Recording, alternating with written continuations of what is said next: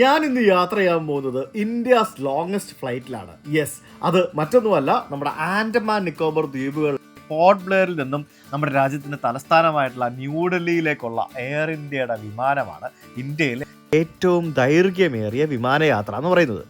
അപ്പോൾ നമ്മൾ ആലോചിക്കും തിരുവനന്തപുരം ഡൽഹി അല്ലേ? അല്ല, തിരുവനന്തപുരം ഡൽഹിയെക്കാട്ടി കൂടുതൽ ദൂരം ഓടുന്ന 3 മണിക്കൂർ 50 മിനിറ്റ് വരുന്ന യാത്രയാണ് നമ്മൾ ഇന്ന് ചെയ്യാൻ പോകുന്നത്. എയർ ഇന്ത്യയുടെ ഒരു എയർബസ് 320 വിമാനത്തിലാണ് നമ്മൾ ഈ 3 മണിക്കൂർ 50 മിനിറ്റ് വരുന്ന യാത്ര നമ്മൾ സഞ്ചരിക്കാൻ പോകുന്നത്. ഏകദേശം 2500 കിലോമീറ്റർ ദൂരമാണ് നമ്മൾ ഇവിടെ നിന്ന് ഡൽഹിയിലേക്ക് യാത്ര ചെയ്യാൻ പോകുന്നത്. അതും ബിസിനസ് ക്ലാസ്സിലാണ് നമ്മൾ യാത്ര ചെയ്യാൻ പോകുന്നത്. അപ്പോൾ എന്തായാലും ടെക് ട്രാവലീറ്റിന്റെ പുതിയ വീഡിയോയിലേക്ക് നിങ്ങൾക്ക് ഏവർക്ക് സ്വാഗതം. വരൂ, നമുക്ക് പോകാം ആൻഡമാനിൽ നിന്നും ഡൽഹിയിലേക്ക്. Good morning guys. ഞാൻ രാവിലെ താമസിക്കുന്ന റൂമിൻ്റെ ബാൽക്കണിയിൽ ഇറങ്ങിയപ്പോഴത്തേക്കിനും കാണുന്ന ഒരു കാഴ്ചയാണ് നിങ്ങളീ കാണുന്നത്. ഇന്നും അത്യാവശ്യം നല്ല കാറ്റൊക്കെ ഉണ്ട്. അങ്ങ് ദൂരെ ഈ പറഞ്ഞ പോലെ പല സ്ഥലങ്ങളിലേക്ക് പോകുന്ന ബോട്ടുകളൊക്കെ ഇതിലൂടെയൊക്കെ ഇങ്ങനെ പോകുന്ന കാണാം. ഇവിടുത്തെ പ്രശ്നം എന്താ അറിയോ? ഞാൻ ഈ കർട്ടൻ ഇടാൻ മറന്നുപോയി ബാൽക്കണിയിൽ. രാവിലെ 5 മണി ആയപ്പോഴത്തെ തൊട്ട് വെയിലാണ്. ഇപ്പോഴത്തെ സമയം എത്രയാണെന്നറിയാം? രാവിലെ 8 മണി. രാവിലെ 8 മണിക്കത്തെ ഇവിടുത്തെ വെയിൽ നോക്കി. ഇവിടുത്തെ രാവിലെ 8 മണി എന്ന് പറഞ്ഞാൽ നമ്മുടെ നാട്ടിൽ രാവിലെ 10 മണിയല്ല 10:30 ആകുമ്പോൾ എങ്ങനെ ഉണ്ടാവും അതേപോലെയാണ്. ഇവിടെ വൈകിട്ട് 5:30 ആകുമ്പോഴത്തേക്കും നേരെ ഇരുട്ടുകയും ചെയ്യും. ഞാൻ പറഞ്ഞില്ലേ, ഇത് ആൻഡമാൻ നിക്കോബർ ഐലൻഡ്സ് എന്ന് പറയുന്നത് സ്ഥിതി ചെയ്യുന്നത് ഈ തായ്ലൻഡ്, മലേഷ്യ, ഇന്തോനേഷ്യ ഇതിനോട് ചേർന്നാണ്. അപ്പോൾ ഇവിടുത്തെ ടൈം സോൺ ആണ് ബേസിക്കലി വരേണ്ടത്. പക്ഷേ ഇന്ത്യ മഹാരാജ്യം ആയതുകൊണ്ട് അവരൊറ്റ ടൈം സോണിൽ നിൽക്കുകയാണ്. അപ്പോൾ ഗുഡ് ബൈ മൈ റൂം. ആളുകളൊക്കെ വിദേശത്തേക്ക് പോകുന്നത് എന്തുകൊണ്ടാണെന്ന് എനിക്ക് ഇപ്പോഴാണ് മനസ്സിലായത്. അത്യാവശ്യമുള്ള ഹോട്ടൽസൊക്കെ ഭയങ്കര എക്സ്പെൻസീവാണ് ആൻഡമാനിൽ. സോൾട്ട് ആൻഡ് പെപ്പർ റെസ്റ്റോറൻറ്റിൽ നിന്നും ബ്രേക്ക്ഫാസ്റ്റ്. ആൻഡമാനിലെ ബ്രേക്ക്ഫാസ്റ്റ് എന്തൊക്കെയുണ്ടെന്ന് ചോദിച്ചു കഴിഞ്ഞാൽ ഇവിടെ ഇഡ്ഡലി ഉണ്ട്, പിന്നെ സാമ്പാറുണ്ട്, വടയുണ്ട്. ഇതെന്ത് വടയാണ്? ഉഴുന്ന് വടയും പിന്നെ ബ്രെഡ് പക്കോടയും, പിന്നെ ഉത്തപ്പം ഉണ്ട്. ഇത് ഫുൾ സൗത്ത് ഇന്ത്യൻ ആണല്ലോ. അല്ല ഗൈസ്, പ്ലെയിൻ പറാത്ത, ആലു മട്ടർ ബാജി, പിന്നെ നൂഡിൽസ്. അത് കണ്ടാൽ തന്നെ പൊളിക്കും, അടിപൊളി. വെജ് നൂഡിൽസൊക്കെ രാവിലെ ബ്രേക്ക്ഫാസ്റ്റ് ഉണ്ടാക്കി വെച്ചേക്കുന്നത്. പിന്നെ ബേക്കഡ് ബീൻസ്, പിന്നെ chocolate pan cake, chicken sausage ഒക്കെ കണ്ടില്ലേ, സ്പൈസസ് ഒക്കെ ഇട്ട് വെച്ചേക്കുന്നുണ്ടോ, അടിപൊളി. ഞാൻ 2 വടയും പിന്നെ ഒരു ചെറിയ ഊത്തപ്പവും പിന്നെ സാമ്പാറും ചട്നിയൊക്കെ എടുത്തുകൊണ്ട് വന്നിട്ടുണ്ട്. ഇവിടെ റെസ്റ്റോറൻറ്റിൽ താഴെയാണെങ്കിലും ചെറിയ രീതിയിലുള്ള ഒരു സീ വ്യൂ ഉണ്ട് കേട്ടോ. ഞാൻ ബ്രേക്ക്ഫാസ്റ്റ് കഴിച്ചിട്ട് ഇറങ്ങി. സമയം ഇപ്പോൾ രാവിലെ 8:45. 10:45 എൻ്റെ ഫ്ലൈറ്റ്. ഇവിടെ നിന്ന് ഒരു 10 മിനിറ്റ് മതി എയർപോർട്ടിൽ പോകാൻ, ഒരു ഓട്ടോ കിട്ടുകയാണെങ്കിൽ. അപ്പോൾ അത് മാത്രമല്ല, എൻ്റെ വിമാനം വിശാഖപട്ടണത്ത് നിന്നും ഇങ്ങോട്ടേക്ക് വരുന്ന വിമാനമാണ്. അപ്പോൾ അത് അവിടെ നിന്ന് പുറപ്പെട്ടിട്ടേ ഉള്ളൂ. അത് ഇവിടെ എത്താനും ഏകദേശം 1.25 മണിക്കൂർ എടുക്കും. ഓട്ടോറിക്ഷ എയർപോർട്ട് കിട്ടാം 150 तो ज़्यादा है ना? ओके ठीक है, चलो.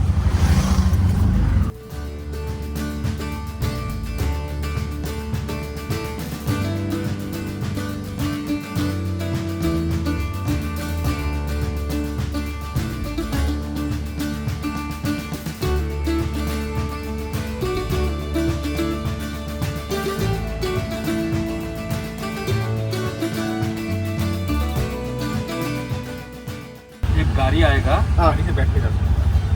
ഓട്ടോ नहीं जाएगा अंदर. ഓക്കെ. ഓട്ടോ പിടിച്ച് വരുന്ന ആൾക്കാർ പാവങ്ങൾ കഷ്ടമുണ്ടെന്ന് എനിക്ക്. ഇവിടെ ഇറങ്ങിയിട്ട് ഇവിടെ നിന്ന് ഒരു 100-300 മീറ്റർ അകത്തേക്ക് നടന്നു പോകണമെന്ന് തോന്നുന്നു. നടന്നോ? ഇവിടെ നിന്ന് വണ്ടി വരുമെന്നോ എന്തോ പുള്ളി പറയുന്നുണ്ടായിരുന്നു.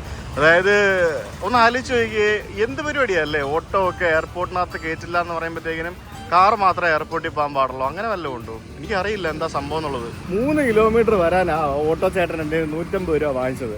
ഒന്ന് ആലോചിച്ച് നോക്കിയേ. ഞാൻ ഒന്നും പറഞ്ഞില്ല ഇവര്. ഞാൻ ഇവിടെ നിന്ന് അങ്ങോട്ട് പോകുന്നേരം ഇന്നലെ 60 രൂപ കൊടുത്തത്.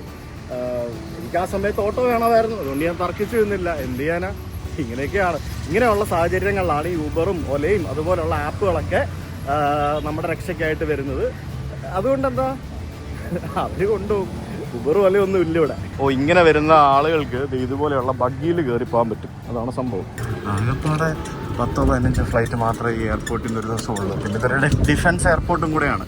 അപ്പോൾ അവരുടെ ആയിട്ടുള്ള എന്തെങ്കിലും റൂൾസ് ആയിരിക്കും. ഭയങ്കര സംഭവം. മുമ്പിലൊക്കെ ഇഷ്ടംപോലെ പാർക്കിംഗ് ഒക്കെ ഉണ്ട്. ഈ കാണുന്നതാണ് എയർപോർട്ട് ടെർമിനൽ.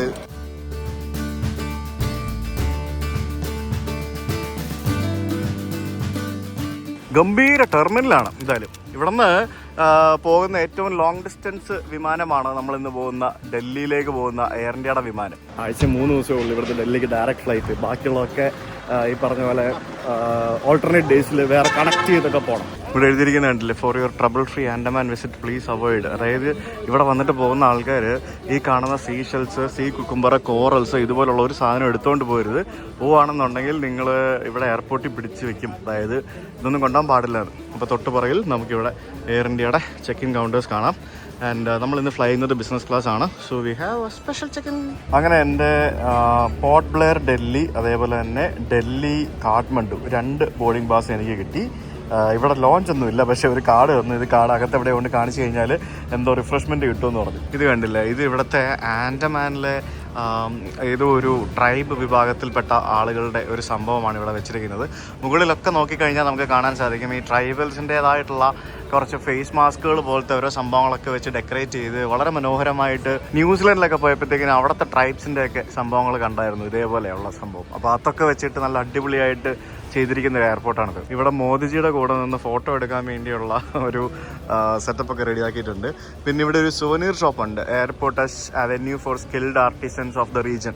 ഇവിടുത്തെ തദ്ദേശീയരായിട്ടുള്ള ആളുകൾ ഉണ്ടാക്കിയ കുറേ പ്രോഡക്റ്റ്സ് ഒക്കെ വിൽക്കാൻ വെച്ചിരിക്കുന്ന ഒരു സുവനീർ ഷോപ്പ്. ഇവിടെ ഇത്രയും സംഭവങ്ങളാണുള്ളത്. ഈ കാണുന്ന ചായക്കടയിൽ നിന്നാണ് എന്തെങ്കിലും വാങ്ങിച്ച് കഴിച്ചോളാം നേരത്തെ എന്നോട് പറഞ്ഞത്. ഇവിടെ ലോഞ്ച് ഒന്നുമില്ല. ഞാൻ ആൻഡമാൻ്റെ ഒരു മാഗ്നറ്റ് വാങ്ങിച്ചു. എയർപോർട്ടിൽ നിന്ന് ആയതുകൊണ്ട് തന്നെ ഇതിന് 300 രൂപ വാങ്ങിച്ചു. ഞാൻ അകത്ത് കയറി വന്നു നോക്കിയപ്പോഴത്തേക്കിന് ഇവിടെ സോഫയൊക്കെ ഇട്ടിരിക്കുന്നത്. അപ്പം ഇവിടെ ഇരിക്കാൻ തരും. ഞാൻ ആക്ച്വലി ഇനിയും നേരത്തെയാണ് 9:15 ഉള്ളൂ. 10:45 ഉള്ളൂ എൻ്റെ ഫ്ലൈറ്റ്. മിക്കവാറും അതിവിടെ ലാൻഡ് ചെയ്യുമ്പോൾ 10:15 എൻ്റെ ഫ്ലൈറ്റ് ഡിലേ ആണെന്ന് പറഞ്ഞ് ഇപ്പോൾ അനൗൺസ്മെൻറ്റ് വന്നു. ഇങ്ങോട്ട് വരുന്ന വിമാനം ലേറ്റാണ്. ഞാൻ പറഞ്ഞില്ല ഇങ്ങോട്ട് വരുന്ന വിമാനം ലേറ്റാണ്. സോ അതുകൊണ്ടായിരിക്കും. അതിന് ഇവിടെ കാറ്റത്ത് ലാൻഡ് ചെയ്യാൻ പാടുവിട്ടാൽ വീണ്ടും പ്രശ്നമാവും. ഞാനിവിടെ ഫ്ലൈറ്റിലിരുന്ന് കാണാൻ വേണ്ടി കുറച്ച് വീഡിയോസൊക്കെ ഡൗൺലോഡ് ചെയ്ത് വെക്കുമായിരുന്നു. കരിക്കിൻ്റെ പുതിയ വീഡിയോ വന്നിട്ടുണ്ട്, അപ്പോൾ അത് ഡൗൺലോഡ് ചെയ്ത് വെച്ചു. പിന്നെ എൻ്റെ തന്നെ കുറച്ച് വീഡിയോസൊക്കെ ഉണ്ടായിരുന്നു, അതൊക്കെ ഡൗൺലോഡ് ചെയ്ത് വെച്ച്. ക്രൂ ഒക്കെ വന്ന് അകത്തോട്ട് പോയിട്ടുണ്ട്. ഇവിടെ ക്രൂ ചേഞ്ച് ഉണ്ടെന്ന് തോന്നുന്നു. ഇവിടെ നിന്ന് ക്രൂ കയറുന്നുണ്ട്. പിന്നെ ഇനിയിപ്പോൾ നമുക്ക് അങ്ങോട്ട് വിമാനത്തിനകത്ത് കയറുന്നതിന് മുമ്പ് വീഡിയോ ഒന്നും എടുക്കാൻ പറ്റില്ല. കാരണം ഡിഫൻസ് എയർപോർട്ട് ആയതുകൊണ്ട് പുറത്തേക്ക് വീഡിയോ എടുക്കാൻ പാടില്ല എന്ന് എഴുതി വെച്ചിട്ടുണ്ട്. ഡിഫൻസ് എയർപോർട്ട് ആയതുകൊണ്ട് തന്നെ നമുക്ക് അകത്ത് വീഡിയോ എടുക്കാനൊന്നും പറ്റത്തൊന്നുമില്ലായിരുന്നു. അതുകൊണ്ട് വിമാനത്തിനകത്തേക്ക് കയറുന്ന ക്ലിപ്സ് ഒന്നും എനിക്ക് എടുക്കാൻ പറ്റിയൊന്നുമില്ല.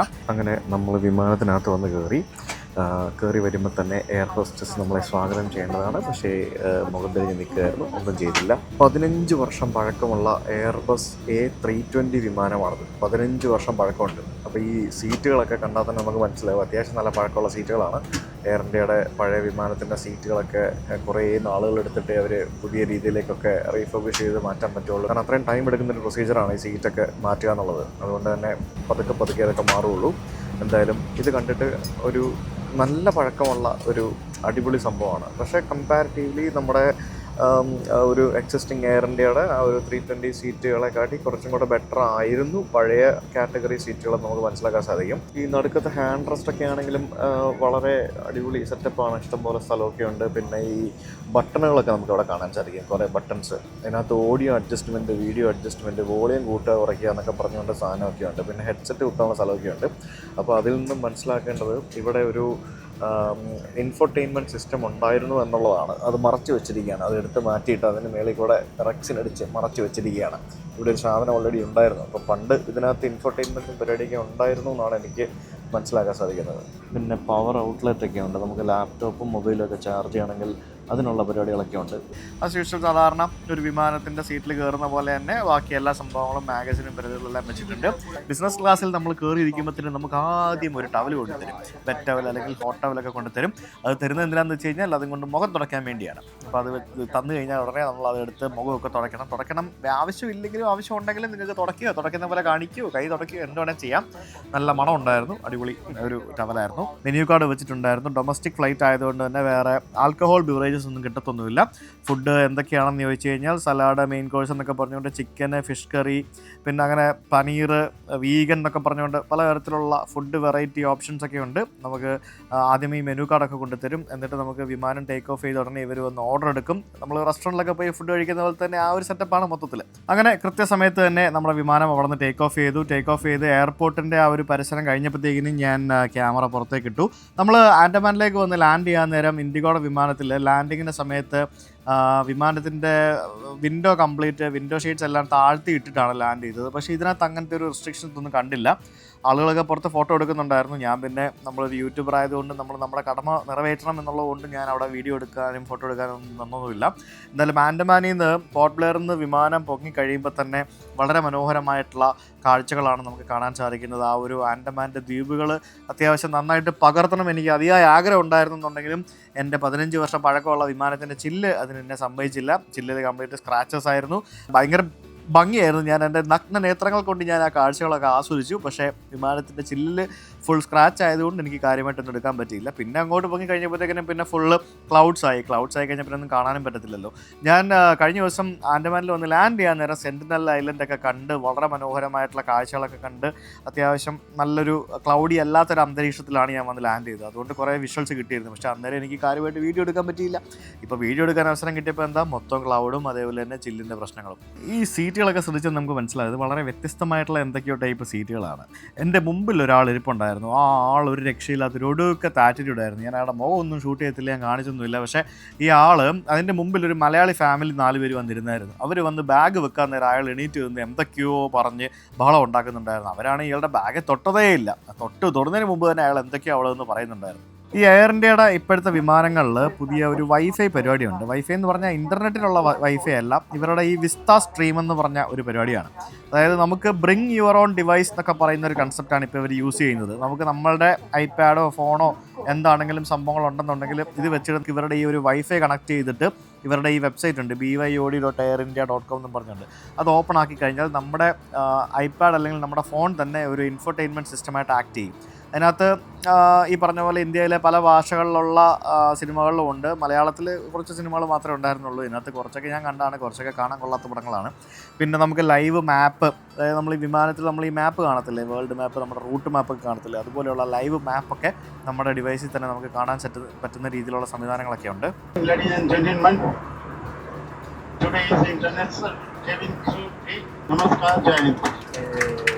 ഇന്ന് ഇന്റർനാഷണൽ ക്യാബിൻ ക്രൂ ഡേ ആണ്. Okay, that's nice. അനൗൺസ്മെൻ്റ് ഒക്കെ അടിപൊളിയായിരുന്നു. പക്ഷേ ആ പുള്ളിയുടെ ഇംഗ്ലീഷ് ആക്സെൻറ്റ് ഒരു രക്ഷയില്ലായിരുന്നു. പൈലറ്റ് ആയിരുന്നു എന്ന് തോന്നുന്നു പറഞ്ഞത്. പിന്നെ എയർ ഇന്ത്യക്ക് മഹാരാജ ക്ലബ്ബ് എന്നും പറഞ്ഞുകൊണ്ട് ഇവരുടെ ഒരു ഫ്രീക്വൻറ്റ് ഫ്ലയർ പ്രോഗ്രാമുണ്ട്. പ്ലാറ്റിനം, ഗോൾഡ്, സിൽവർ, റെഡ് എന്നൊക്കെ പറഞ്ഞുകൊണ്ട് ഇതിനകത്തൊക്കെ ജോയിൻ ചെയ്ത് കഴിഞ്ഞാൽ നമ്മൾ ഈ ഓരോ യാത്രകൾ നടത്തുമ്പോഴേ നമുക്ക് കുറേ പോയിൻറ്റ്സ് ഒക്കെ കിട്ടും. ആ പോയിൻറ്റ്സ് ഒക്കെ നമുക്ക് റിഡീം ചെയ്യാൻ പറ്റും. അങ്ങനത്തെ കുറേ സൗകര്യങ്ങളൊക്കെ ഉണ്ട്. നമുക്ക് കുറേ അഡ്വാൻറ്റേജസ് ഉണ്ട്. നമുക്ക് എക്സ്ട്രാ ലഗേജ് ഒക്കെ നമുക്ക് കിട്ടും. അങ്ങനെയുള്ള പല പരിപാടികളുണ്ട്. ഓൾമോസ്റ്റ് എല്ലാ എയർലൈൻസിനും ഉള്ള പരിപാടിയാണ്. സ്റ്റാർ അലയൻസിൻ്റെ കീഴിലുള്ള ഒരു എയർലൈനാണ് നമ്മുടെ എയർ ഇന്ത്യ. അതുകൊണ്ട് സ്റ്റാർ അലയൻസിൻ്റെ എല്ലാ നെറ്റ്വർക്കുകളിൽ നിന്ന് നമുക്ക് പോയിൻറ്റ്സ് ഒക്കെ ക്ലബ് ചെയ്ത് കുറേ കാര്യങ്ങളൊക്കെ എടുക്കാൻ സാധിക്കും. അങ്ങനെ നമ്മുടെ വിമാനം ഇങ്ങനെ ക്രൂസ് ചെയ്തുകൊണ്ടിരിക്കുകയായിരുന്നു. ഞാൻ അതിനിടയ്ക്ക് നമ്മൾ കഴിഞ്ഞ ദിവസം എടുത്ത വീഡിയോസൊക്കെ ഇങ്ങനെ എൻ്റെ ഐപാഡിൽ ഇങ്ങനെ കണ്ടുകൊണ്ടിരിക്കുകയായിരുന്നു. കുറച്ച് കഴിഞ്ഞപ്പോഴത്തേക്കിനും എയർ ഹോസ്റ്റസ് എനിക്കൊരു ചായ കൊണ്ട് തന്നു. കാരണം എനിക്ക് വിശക്കുന്നില്ലായിരുന്നു. അപ്പോൾ കുറച്ചുകൂടെ കഴിഞ്ഞിട്ട് ഭക്ഷണം മതിയെന്ന് പറഞ്ഞായിരുന്നു. അപ്പോൾ ഒരു ഗ്രീൻ ടീ വാങ്ങിച്ച് ആ ഗ്രീൻ ടീ കൊണ്ട് തന്നു. ഒപ്പം കൂട്ടത്തിൽ 2 ബിസ്ക്കറ്റും ഉണ്ടായിരുന്നു. ആ ബിസ്ക്കറ്റും ഗ്രീൻ ടീയും വെച്ചുകൊണ്ട് ഞാൻ അവിടെ കുറേ നേരം ഇരുന്നു. ഇടയ്ക്കിടയ്ക്ക് സീറ്റ് ബെൽറ്റ് സൈൻ ഇടാൻ പറഞ്ഞുകൊണ്ട് വരും. കാരണം കടലിന് മേളിൽ കൂടെയാണല്ലോ നമ്മൾ പറഞ്ഞുകൊണ്ടിരിക്കുന്നത്. അപ്പോൾ ഈ പറഞ്ഞ പോലെ ടർബുലൻസും അങ്ങനെയുള്ള പല പരിപാടികളുമുണ്ട്. ക്ലൗഡി ആയിരുന്നു മൊത്തത്തിൽ പല സ്ഥലത്തും. അതുകൊണ്ട് നമുക്ക് കാര്യമായിട്ടുള്ള സംഭവങ്ങളൊന്നും കാണാൻ പറ്റുന്നുണ്ടായിരുന്നില്ല. ഞാൻ പിന്നെ എൻ്റെ ഐപാഡിൽ കരിക്കും അതേപോലെ തന്നെ 1-2 വീഡിയോസും യൂട്യൂബ് വീഡിയോസൊക്കെ ഡൗൺലോഡ് ചെയ്ത് വെച്ചിരുന്നുകൊണ്ട് ആ വീഡിയോസൊക്കെ ഞാൻ അവിടെ ഇരുന്ന് കണ്ട് എൻ്റെ സമയം ഇങ്ങനെ കില്ല് ചെയ്തുകൊണ്ടിരിക്കുകയായിരുന്നു. ഇടയ്ക്കിടയ്ക്ക് ഞാനിങ്ങനെ ക്യാമറ ഓണാക്കി വീഡിയോ എടുക്കും, ഇടയ്ക്കിടയ്ക്ക് വീഡിയോ കാണും. പിന്നെ ഇങ്ങനെ ഇടയ്ക്ക് ചായ പറഞ്ഞ് ചായ കൊണ്ടുതരും. എന്ത് പറഞ്ഞാലും നമുക്ക് കൊണ്ടുതരും കേട്ടോ. അതാണ് ബിസിനസ് ക്ലാസ്സിലുള്ള ഗുണമെന്ന് പറയുന്നത്. അങ്ങനെ ചായ കുടിച്ച് കുറേ നേരം സിനിമയെല്ലാം കണ്ടിരുന്ന് കഴിഞ്ഞപ്പോഴത്തേക്കിനും ഭക്ഷണം കഴിക്കാനുള്ള സമയമായി. ഏകദേശം 1:30 മണിയായപ്പോഴത്തേക്കിനും എനിക്ക് ഭക്ഷണം കൊണ്ടു തന്നു. ഞാൻ ബട്ടർ ചിക്കനാണ് ഓർഡർ ചെയ്തത്. ബട്ടർ ചിക്കൻ കൊണ്ടു തന്നു. വല്ല അടിപൊളി പ്രസൻറ്റേഷൻ. എയർ ഇന്ത്യ എപ്പോഴും ഭക്ഷണത്തിൻ്റെ കാര്യത്തിൽ ഒട്ടും നിരാശപ്പെടുത്താത്തതാണ്. ബട്ടർ ചിക്കനും അതേപോലെ തന്നെ അതിൻ്റെ കൂട്ടത്തിൽ റൈസ്, പിന്നെ സ്പിനാച്ചും കോണും കൂടെ ഉള്ള ഒരു കറി അതിൻ്റെ കൂട്ടത്തിലുണ്ടായിരുന്നു. പിന്നെ ഒരു വൈൽഡ് റൈസും പിന്നെ ചിക്ക് പീസും കൂടെ ഉള്ള ഒരു അപ്പറ്റൈസറാണ് അതിൻ്റെ കൂട്ടത്തിൽ തന്നിരുന്നത്. പിന്നെ ഒരു ഡെസേർട്ട് ഉണ്ടായിരുന്നു. ഈ എയർ ഇന്ത്യയുടെ വിമാനത്തിൽ യാത്ര ചെയ്യുമ്പോഴത്തേക്കും നമുക്ക് പപ്പടം കിട്ടും. എനിക്ക് ഭയങ്കര ഇഷ്ടമാണ് ഈ പപ്പടം, റോസ്റ്റഡ് പപ്പടം. ഇത് എക്സ്ട്രാ ചോദിച്ചാൽ അവർ ചിലപ്പോൾ കൊണ്ടുതരും.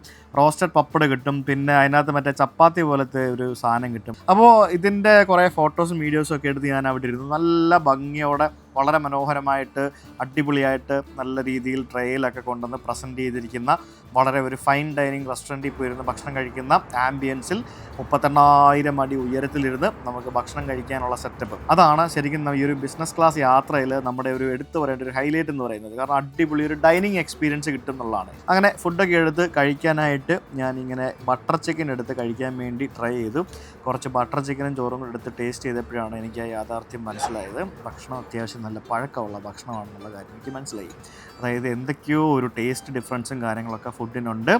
പക്ഷേ ആ ബട്ടർ ചിക്കൻ ഓക്കെ ആയിരുന്നു. ഇതാണെങ്കിൽ അത്യാവശ്യം കല്ല് പോലെ ഇരിക്കുന്ന ഒരു സാധനമായിരുന്നു. എനിക്കിത് ഇഷ്ടമല്ലാത്തതുകൊണ്ട് ഞാൻ പിന്നെ തുറന്നു നോക്കിയിട്ട് ഒരു കടി കടിച്ചിട്ട് ഞാൻ പിന്നെ മാറ്റി വെച്ചു. എന്തിനാണ് അവർ വെക്കുന്നതെന്ന് എനിക്ക് ഇപ്പോഴും അറിയത്തില്ല. ഈ സാധനം എന്തിനാണ് എയർ ഇന്ത്യ കൊടുക്കുന്നതെന്ന് എനിക്ക് ഇപ്പോഴും അറിയത്തില്ല. ഇത് ഭയങ്കര കട്ടിയാപ്പോൾ ഇതെങ്ങനെ കഴിക്കും? ഇത്രയും കട്ടിയുള്ള ഈ ഒരു പൊറാട്ട എനിക്ക് ഒന്നാമത് ഈ സാധനം ഭയങ്കര ഇഷ്ടമല്ല. ഒരു ടേസ്റ്റ് എന്ന് പറയാനായിട്ട് കട്ടിയല്ലേ, സോഫ്റ്റാ. ആ ഫുഡ് ഇവിടെ നിന്ന് കയറ്റിയ ഫുഡല്ല. അതായത് ഇവിടെ ആൻഡമാനിൽ ഇവർക്ക് ബേസ് ഇല്ല, അതുകൊണ്ട് ഫുഡ് ഇവിടെ നിന്ന് കയറ്റാനുള്ള വകുപ്പില്ല എന്ന് ഞാൻ ക്രൂവിനോട് ചോദിച്ചു മനസ്സിലാക്കി. ഇവരിത് വിശാഖപട്ടണത്തുനിന്നോ അതോ ഡൽഹിയിൽ നിന്നോ എങ്ങാണ്ട് കൊണ്ടുവന്ന ഫുഡാണ്. എന്തായാലും കുറേ മണിക്കൂറുകൾ മുന്നേ ഉണ്ടാക്കിയ ഫുഡാണ്. അതിൻ്റെ ടേസ്റ്റ് വ്യത്യാസം ആ ഭക്ഷണത്തിലുണ്ടായിരുന്നു. ഫുഡിൻ്റെ കാര്യത്തിൽ തീരുമാനമായതുകൊണ്ട് ഞാൻ പിന്നെ വേറെ ഒന്നും ചെയ്യാൻ നിന്നില്ല. ഞാൻ പിന്നെ ഐപാഡിൽ സിനിമയെല്ലാം കണ്ടു തീർത്ത് കഴിഞ്ഞപ്പോഴത്തേക്കിനും പിന്നെ മാപ്പ് എടുത്ത് വെച്ചിട്ട് എപ്പോൾ എത്തുമെന്ന് നോക്കിയിരിക്കാൻ തുടങ്ങി. അങ്ങനെ ആൻഡമാൻ എന്ന് പറയുന്നത് നിങ്ങൾ കണ്ടാൽ തന്നെ മനസ്സിലാവും, നമ്മുടെ ഇന്തോനേഷ്യയ്ക്കും അതേപോലെ തന്നെ തായ്ലൻഡിൻ്റെയൊക്കെ വളരെ അടുത്തായിട്ടിരിക്കുന്ന ഒരു സ്ഥലമാണ് ആൻഡമാൻ എന്ന് പറയുന്നത്. ആൻഡമാൻ ദ്വീപുകൾ എന്ന് പറയുന്നത് ശരിക്കും ടൈം സോൺ പോലും മാറി വരേണ്ട ഒരു സ്ഥലമാണ് ആൻഡമാൻ. നമ്മൾ ഇന്ത്യ മഹാരാജ്യത്തിന്, അതായത് മെയിൻലാൻഡിൽ നിന്ന് ധാരാളം ഒത്തിരിയധികം ദൂരം മാറിയിരിക്കുന്ന ഒരു പ്രദേശമാണ് ആൻഡമാൻ ദ്വീപുകൾ. അങ്ങനെ ആൻഡമാൻ ദ്വീപിൽ നിന്നും ആരംഭിച്ച വിമാനം ഇന്ത്യാസ് ലോങ്ങസ്റ്റ് ഫ്ലൈറ്റ് നമ്മൾ ഡൽഹി അന്താരാഷ്ട്ര വിമാനത്താവളത്തിലേക്ക് ഇറങ്ങാൻ പോവുകയാണ്. 300 kilometers to our destination Delhi. We have already started our descent flight level 360. Delhi reported temperature of 38 degrees and visibility of 4,500 feet. It should be landing. Tray table secure, seat back upright, seat belt fastened and window shades open. Thank you. ഡൽഹിയുടെ അന്തരീക്ഷം അത്യാവശ്യം മേഘാവൃതം തന്നെയാണ്. ആ മേഘാവൃതമായ അന്തരീക്ഷത്തിൽ ഇടയ്ക്ക് land ചെയ്യുന്നതിന് മുമ്പായിട്ട് ഈ ബാഗ് സീറ്റ് ബെൽറ്റ് ഇട്ട് വെച്ചിരിക്കുന്നുണ്ടല്ലേ, അത് ഞാനല്ലേ വെച്ചത്, എയർ ഹോസ്റ്റസ് ആണ് വെച്ചത്. എൻ്റെ ബാഗ് അവിടെ സീറ്റിലിരിക്കുകയായിരുന്നു. താഴെ വീഴാതിരിക്കാൻ വേണ്ടി അവർ വന്നിട്ട് ബാഗും കൂടെ ഒരു മനുഷ്യനെ പോലെ സീറ്റ് ബെൽറ്റൊക്കെ ഇട്ട് വെച്ചു. ആ ഡൽഹിയോട് എത്താറാകുമ്പോഴത്തേക്കിനുമാണ് ശരിക്കും നമുക്ക് ആ ഒരു കോൺക്രീറ്റ് കെട്ടിടങ്ങളുടെ കാഴ്ചകൾ കണ്ടു തുടങ്ങുന്നത്. ഇത് കാണുമ്പോൾ എന്താ അല്ലേ, ഇത് കാണുമ്പോൾ ഒരു പ്രത്യേക ഒരു ഭംഗി എന്നൊന്നും നമുക്ക് പറയാൻ പറ്റില്ല. കാരണം നമ്മുടെ രാജ്യ തലസ്ഥാനം ഒരു ഭംഗിയുള്ളൊരു സ്ഥലമായിട്ട് എനിക്ക് ഇതുവരെ തോന്നിയിട്ടില്ല, except some places of New Delhi. ബാക്കിയുള്ള പലതും ഒട്ടും ഓർഗനൈസ്ഡ് അല്ലാത്ത രീതിയിൽ എന്തൊക്കെയോ പോലെ നിർമ്മിച്ചിരിക്കുന്ന പോലെയൊക്കെയാണ് എനിക്ക് ഫീൽ ചെയ്തിട്ടുള്ളത്. അതിനിടയ്ക്ക് കുറേ പച്ചപ്പ് അവിടെ ഇവിടെയൊക്കെ കാണാമെന്നുണ്ടെങ്കിലും വലിയൊരു കോൺക്രീറ്റ് കാട് തന്നെയാണ് നമ്മുടെ ഡൽഹി നഗരം എന്ന് പറയുന്നത്. അതിനിടയ്ക്കൂടെ മെട്രോ ട്രെയിനുകളൊക്കെ അങ്ങോട്ടും ഇങ്ങോട്ടും ഒക്കെ പോകുന്ന റൂട്ടുകളും മറ്റൊക്കെ കാണാൻ സാധിക്കും. എന്തായാലും ഡൽഹിയിൽ ഇടയ്ക്കും ഇങ്ങനെ പച്ചപ്പുള്ളത് കുറച്ചുകൂടെ ഭംഗി കാണാം എന്നുള്ളതല്ലാതെ ബാക്കിയുള്ള കോൺക്രീറ്റ് കാടുകൾക്കിടയിലൂടെ ചില സമയത്ത് ചേരികൾ എന്ന് തോന്നിക്കുന്ന തരത്തിലുള്ള പ്രദേശങ്ങൾക്കിടയിലൂടെ ഡൽഹി എയർപോർട്ടിനെ ലക്ഷ്യമാക്കി നമ്മുടെ എയർ ഇന്ത്യ വിമാനം അങ്ങനെ നമ്മുടെ യാത്ര അവസാനിപ്പിക്കാനായിട്ട് ലാൻഡ് ചെയ്തുകൊണ്ടിരിക്കുകയാണ്.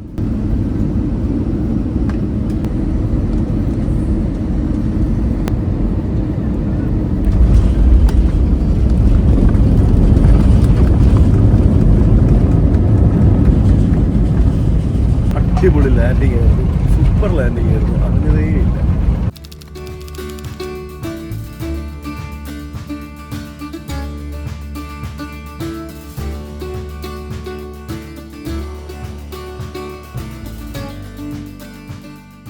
ആ കിടക്കുന്ന എയർ ഇന്ത്യയുടെ പുതിയ ലിവറിലുള്ള ഫ്ലൈറ്റിൻ്റെ ഗ്ലാസ് കണ്ടോ? അതായത് ഫ്രണ്ടിലെ മറ്റേ വിൻഷീൽഡ് കണ്ടില്ലേ, ശരിക്കും കൂളിംഗ് ഗ്ലാസ് വെച്ചിട്ടിരിക്കുന്ന പോലില്ലേ, അതാണ് എയർബസിൻ്റെ ആ ഒരു ഡിസൈൻ.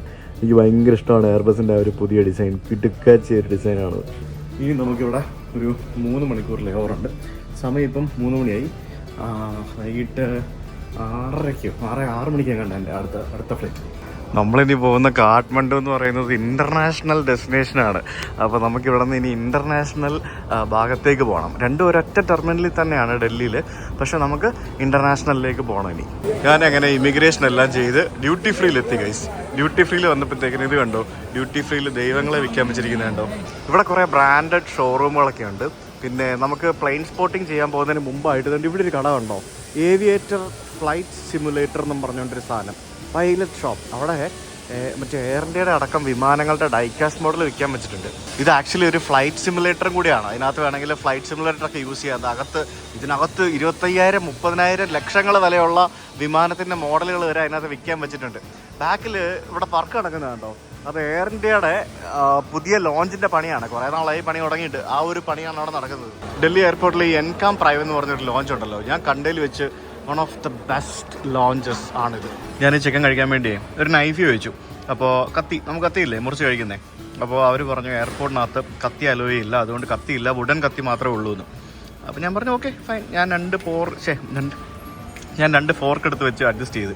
അപ്പോൾ ഞാൻ ആലോചിക്കുമായിരുന്നു, എയർപോർട്ടിലേ കത്തിയില്ലെങ്കിൽ എന്താ, ഈ ഫോർക്ക് വെച്ചിട്ട് കത്തിയുടെ പർപ്പസ് മീറ്റ് ചെയ്യാൻ പറ്റത്തില്ലേ? അതാണ് ഞാൻ ആലോചിക്കുന്നത്. ഇതും സ്റ്റീലല്ലേ.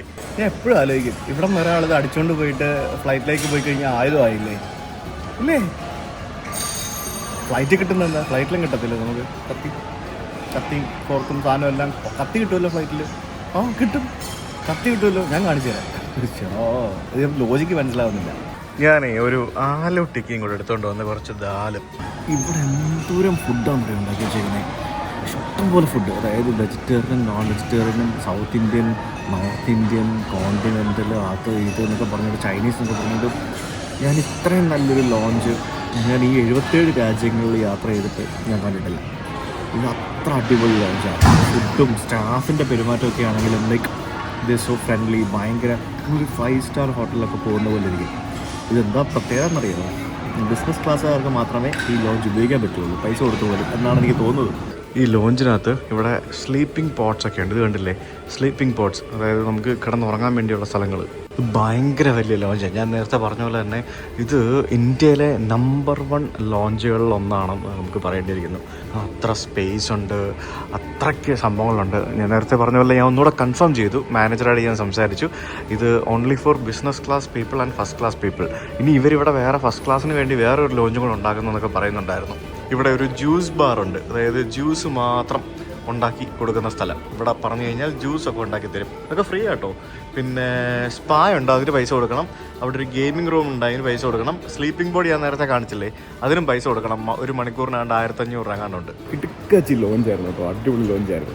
എനിക്ക് ഷവർ ഏരിയ കട്ടപ്പോൾ ഒന്ന് കുളിക്കണമെന്നൊക്കെ തോന്നി, പക്ഷേ അവിടെ 1 മണിക്കൂർ വെയിറ്റിംഗ് ആണെന്നൊക്കെ അവർ പറഞ്ഞു. പക്ഷേ വെറുതെ 1 മണിക്കൂർ വെയിറ്റിംഗ് ഒന്നുമില്ല, അവർക്ക് മനസ്സിലായി കാണും എന്നെ കണ്ടിട്ട് കുളിക്കാൻ വന്നവനല്ല, വെറുതെ ചോദിച്ചാണ്. അതുകൊണ്ടായിരിക്കും അങ്ങനെ പറഞ്ഞത്.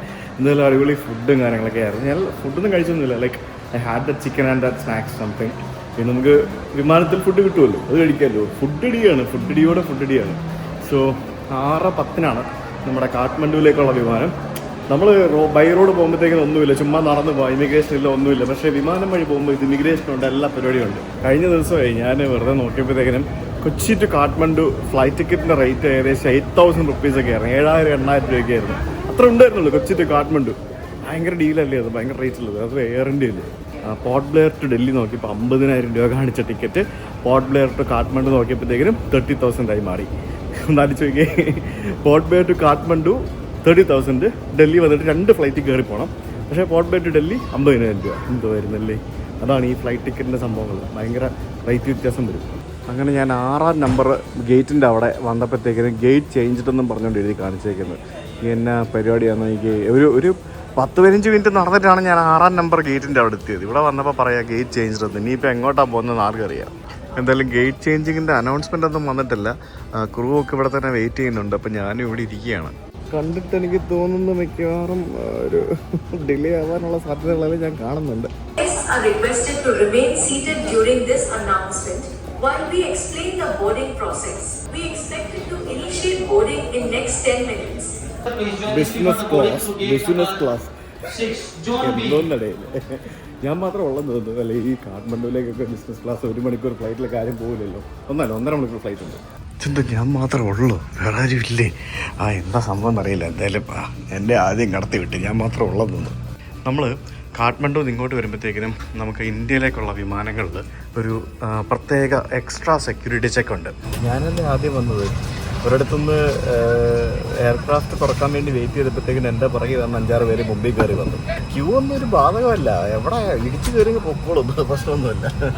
അവർ കയറിയില്ലെങ്കിൽ പ്രശ്നമല്ല. പക്ഷേ അങ്ങനെയല്ല, എന്തായാലും ക്യൂ ആകുമ്പോൾ ക്യൂ നിൽക്കണ്ട, അല്ലാതെ ഇടിച്ച് കയറി പോകാൻ പാടല്ലോ, ഇല്ലല്ലോ. എന്തായാലും ഞാൻ അകത്ത് വന്ന് ഇതാണ് നമ്മുടെ ക്യാബിൻ സീറ്റ്, പില്ലോയും ബ്ലാങ്കറ്റൊക്കെ വെച്ചിട്ടുണ്ട്. ഇത് ഇൻ്റർനാഷണൽ ആയതുകൊണ്ടായിരിക്കും ഇതൊക്കെ വെച്ചേക്കുന്നത്. അടിപൊളി. ഇത് ആസ് യൂഷ്വൽ നമ്മുടെ സെയിം പഴഞ്ചൻ ഫ്ലൈറ്റാണ്. 15 വർഷം പഴക്കമുള്ള എയർ ഇന്ത്യയുടെ എയർബസ് A320 വിമാനം. 15 ഇയർ ഓൾഡ് സെയിം ഫ്ലൈറ്റ്. ആകെയുള്ളൊരു വ്യത്യാസം, ഡൊമസ്റ്റിക്കിലെ പില്ലോയ്ക്ക് കവറിലായിരുന്നു, ഇൻ്റർനാഷണലിലെ പില്ലോയ്ക്ക് കവറുണ്ട്. ഡൊമസ്റ്റിക്കിൽ ഇത് ഓൺ റിക്വസ്റ്റ് ആയിരുന്നു, ഇൻ്റർനാഷണലിൽ ഇത് വെച്ചിട്ടുണ്ട്. വെൽക്കം ഡ്രിങ്ക് ആയിട്ട് ഷുഗർ കെയിൻ ജ്യൂസ് കൊണ്ട് തന്നു. ഷുഗർ കെയിൻ ജ്യൂസും ബട്ടർ മിൽക്കും ഉണ്ടായിരുന്നു. അങ്ങനെ സമയം 6:30 മണിയായി. നമ്മുടെ വിമാനം ഡൽഹിയിൽ നിന്നും ഏകദേശം 20 മിനിറ്റ് വൈകി കാഠ്മണ്ഡുവിനെ ലക്ഷ്യമാക്കി പറക്കാനായിട്ട് റെഡിയായിക്കൊണ്ടിരിക്കുകയാണ്. സ്പൈസ് ജെറ്റും ഇൻഡിഗോയും വിസ്താരയും പിന്നെ വേറെ ഏതൊക്കെയോ കുറേ വിമാനങ്ങളും തലങ്ങും വിലങ്ങും ഓടുന്ന കുറേ വിമാനങ്ങളും പേര് പോലും കാണാത്ത പരിചയമില്ലാത്ത വിമാനങ്ങളും ഒക്കെ കണ്ടുകൊണ്ട് ഇങ്ങനെ ആ ഒരു സൂര്യൻ അസ്തമിക്കുന്ന ആ ഒരു സമയത്ത് നമ്മുടെ വിമാനം ടേക്ക് ഓഫിന് റെഡിയാവുകയാണ്.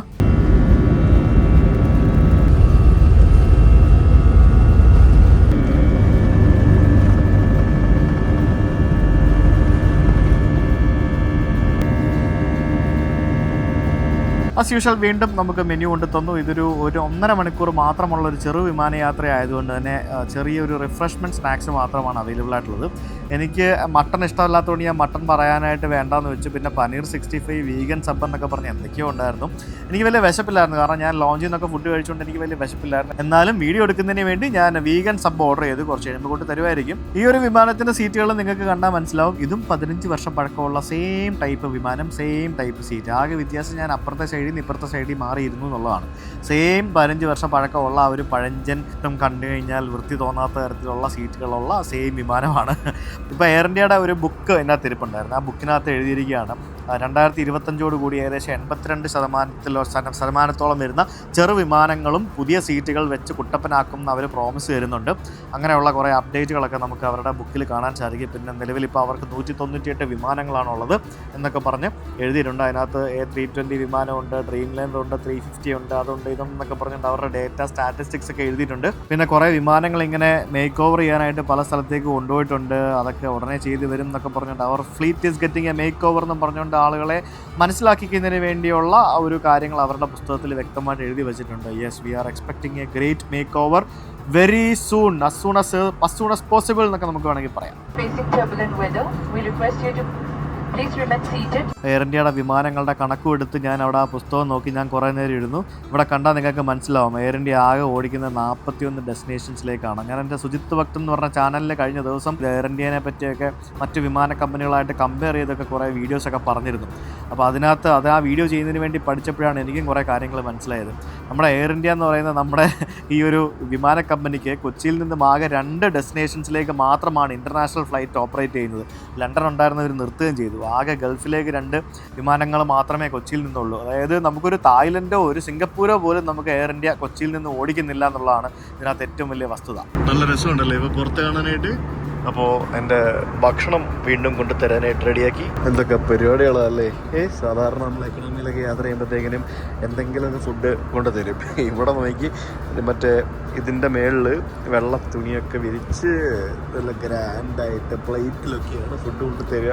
നമ്മൾ കൊച്ചിയിൽ നിന്ന് ബാംഗ്ലൂർ പോകുന്ന പോലെ. അതിലും കുറച്ചും കൂടെ ഉണ്ട്. ഇതൊരു 1 മണിക്കൂർ 20 മിനിറ്റ് അത്രേ ഉള്ളൂ. അയ്യോ, ഞാൻ പെട്ടു ഗൈസ്. ഞാൻ വീഗൻ സബ് എന്ന് പറഞ്ഞൊരു സാധനം കണ്ടപ്പോഴത്തേക്കിന് ഞാൻ സബ് എന്ന് പറഞ്ഞാൽ ഇതായിരിക്കും എന്ന് ഞാൻ കരുതിയില്ല. ഇത് തണുത്ത എന്തോ ഒരു സാൻഡ്വിച്ച്, സാൻഡ്വിച്ച് പോലത്തെ സാധനം. ഇതിനകത്ത് എന്താ പറയുക, എന്തൊക്കെയോ ഉണ്ട്. നമ്മുടെ കുക്കുംബറും സുക്കിനിയും ഇങ്ങനെ എന്തോ ഒരു സോസൊക്കെ ഇട്ട് വെച്ചിട്ടുണ്ട്. പിന്നെ അതിൻ്റെ കൂട്ടത്തിൽ നമ്മുടെ റിച്ച് കൊളംബിയൻ ചോക്ലേറ്റ് പാസ്ട്രി എന്ന് പറഞ്ഞിട്ടൊരു പാസ്ട്രിയാണിത്. ഇത് റെഡ് ആപ്പിളും സെലറിയും കൂടെ ചേർത്തുള്ള ഒരു അപ്പറ്റൈസർ. ഞാൻ പറഞ്ഞില്ലേ വിമാനത്തിനുള്ളിൽ കത്തി കിട്ടുമെന്ന്. കണ്ടോ, നോക്ക് കത്തി. അതും നല്ല സ്റ്റീലിൻ്റെ കത്തി, നല്ല മൂർച്ചയുള്ള കത്തി. ഫോർക്ക് കണ്ടില്ലേ. എന്തായാലും നമ്മൾ ഈ സെക്യൂരിറ്റി ചെക്കിൽ ഈ സാധനമായിട്ട് വന്നു കഴിഞ്ഞാൽ നമ്മളെ കടത്തി വിടുമോ? ഇല്ലല്ലോ. ഒരു സ്പൂണോ കത്തിയോ ഫോർക്കോ ഒന്നും നമ്മുടെ സെക്യൂരിറ്റി ചെക്കിൽ കടത്തി വിടൂല. എന്തെങ്കിലും മൂർച്ചയേറിയ സാധനം ഉണ്ടെങ്കിൽ നമ്മുടെ ബാഗിൽ നിന്ന് മാറ്റി കളയും, കൊണ്ടുവരാൻ പറ്റില്ല. എന്നിട്ട് വിമാനത്തിൽ നമുക്ക് ഭക്ഷണം കഴിക്കാൻ നേരം തരുന്ന സാധനം കണ്ടോ, കത്തിയും ഫോർക്കും. ഞാൻ എപ്പോഴും ആലോചിക്കും ഇതെന്താ ഇങ്ങനെയെന്നുള്ളത്. ലൗഞ്ചിൽ പോലും നമ്മൾ കയറിയപ്പോൾ കണ്ടില്ലേ ഈ കത്തി ഇല്ലായിരുന്നു. എന്തായിരിക്കും അങ്ങനെ ചെയ്യുന്നത്?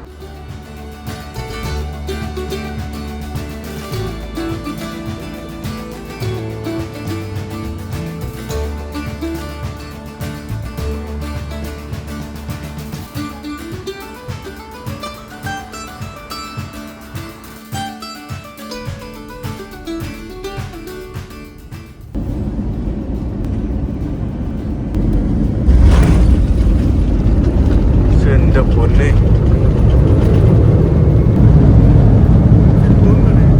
ഉൽക്ക വീഴുന്ന പോലെ ഉണ്ടായിരുന്നു. ഇവിടുത്തെ റൺവേയുടെ ആയിരിക്കും എന്താണെന്നറിയില്ല. നല്ല റഫ് ലാൻഡിങ് ആയിരുന്നു. We never say goodbye. It's always see you again and we want to do so soon. Namaste. അങ്ങനെ ഞാൻ കാഠ്മണ്ഡു എത്തി, നേപ്പാൾ. യെസ്, ഞാൻ 2ാമത്തെ തവണയാണ് നേപ്പാളിലേക്ക് ഫ്ലൈ ചെയ്ത് വരുന്നത്. അപ്പോൾ bye bye, welcome to Nepal. വണ്ടി ഫുൾ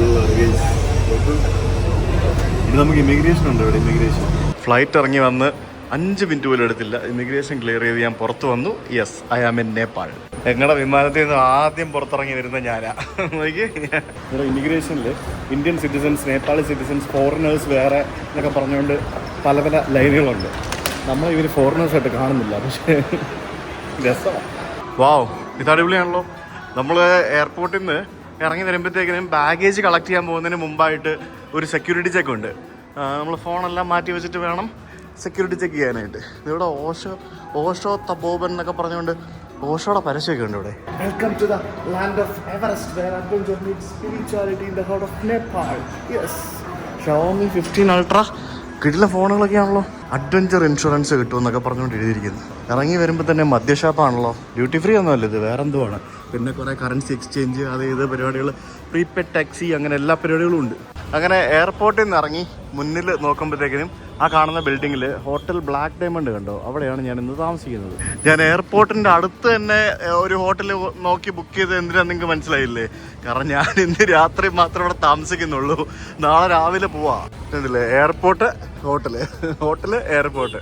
അതായത് എനിക്ക് ശരിക്കും കാഠ്മണ്ഡു വരേണ്ട ആവശ്യമില്ലായിരുന്നു. ഡൽഹി ടിക്കറ്റ് 50,000, കാഠ്മണ്ഡു 30,000 ആയതുകൊണ്ട് ഞാൻ കാഠ്മണ്ഡു ടിക്കറ്റ് എടുത്താ. നാളെ നമ്മൾ തിരിച്ച് കൊച്ചിക്ക് പോകും. അതെങ്ങനെയാണെന്നല്ലേ പറയാം. ഹിമാലയൻ ജാവ കോഫി, പിന്നെ നമ്മുടെ നേപ്പാളി തക്കാളി ഖാന. അയ്യോ, തക്കാളി ഖാന കഴിക്കണം എനിക്ക്. അങ്ങനെ എൻ്റെ റൂം എത്തി. ആദ്യമായിട്ടാണ് ഒരു എയർപോർട്ടിൻ്റെ അടുത്ത് ഇത്രയും ചെറിയ പൈസയ്ക്ക് ഞാൻ ഒരു റൂം എടുത്ത് താമസിക്കുന്നത്. 2000 രൂപയാണ് ഈ റൂമിന് എനിക്ക് സ്പെൻഡ് ചെയ്യേണ്ടി വന്നത്. ആൻഡ് ഈ കാണുന്നതാണ് എയർപോർട്ട്. കണ്ടില്ലേ നോക്ക്, അതാണ് എയർപോർട്ട്. നമ്മൾ വന്നിറങ്ങിയത് അവിടെ നിന്ന് ഇറങ്ങി നേരെ ഞാൻ റോഡ് ക്രോസ് ചെയ്ത് ഇങ്ങോട്ട് വരുമായിരുന്നു ചെയ്തിരുന്നത്. ആക്ച്വലി റോഡ് ക്രോസ് ചെയ്യേണ്ടത് ആക്ച്വലി എയർപോർട്ടിൻ്റെ പാർക്കിംഗ് ഏരിയ ആണ് ഈ കാണുന്നത്. കണ്ടോ, തൊട്ടടുത്ത് തന്നെയുള്ള ഒരു ഹോട്ടൽ. ആ ഹോട്ടലിലാണ് റൂം എടുത്തത്. So this is my room for tonight. എന്തായാലും രസമായിരുന്നു. ഒരു എന്താ പറയുക, ഇന്ത്യയിലെ ലോങ്ങസ്റ്റ് ഡൊമസ്റ്റിക് ഫ്ലൈറ്റ് എക്സ്പീരിയൻസ് ആണ് നിങ്ങൾ ആക്ച്വലി കണ്ടത്. ഞാൻ ഇന്ത്യയുടെ അറ്റം പോലെ അങ്ങേ അറ്റം വരെ യാത്ര ചെയ്തത് നേപ്പാളിലും എത്തി.